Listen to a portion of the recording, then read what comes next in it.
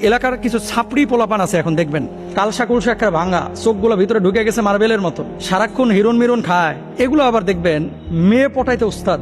এলাকার যেগুলো সম্ভ্রান্ত মেয়ে, এরা কেমনে যেন এই কালসা ভাঙা পোলাপান এগুলো পটায় ফেলায়। কিন্তু যেটা মেডিকেলে পড়ে, যেটা ডাক্তার, যেটা ইঞ্জিনিয়ার, এরা আবার মেয়ে টেনে এতটা ভাবে না। অনেকে এদের কপালে একটু কালো অথবা একটু মোটা মেয়ে আসে, কিন্তু দিনদার হলে এদের পরিবারগুলো সুখের একটা মাধ্যম হয়ে দাঁড়ায়। কালসা ভাঙা হলেই বা চেহারা সুরত খারাপ হলেই সুন্দর পরিবার গড়া সম্ভব হবে না, ব্যাপারটা এরকম না। আমাদের মূল সমস্যাটা হচ্ছে ছেলে এবং মেয়ে দেখার ক্ষেত্রে প্রথমত আমরা দেখি ছেলে করে কি আর মেয়ে করে কি। আরেকটা জিনিস আমরা প্রায়োরিটি দিই, সেটা হচ্ছে চেহারা। এই যে যারাই শুধুমাত্র টাকা আর চেহারা দেখে বিয়ে করছে, এই প্রত্যেকটা ধরা খায়, প্রত্যেকটা।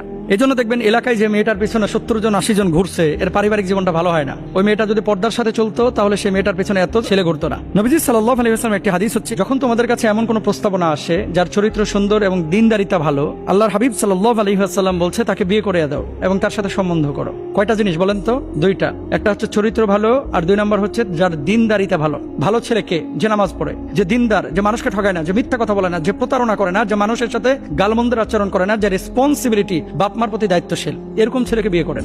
এখন আপনারা শুধু দেখছেন ডাক্তার, শুধু দেখছেন ইঞ্জিনিয়ার, দেখছেন বিশাল পয়সাওয়ালা চেয়ারম্যান সাহেবের ছেলে। টাকা দিয়ে সুখী হওয়া যায় না।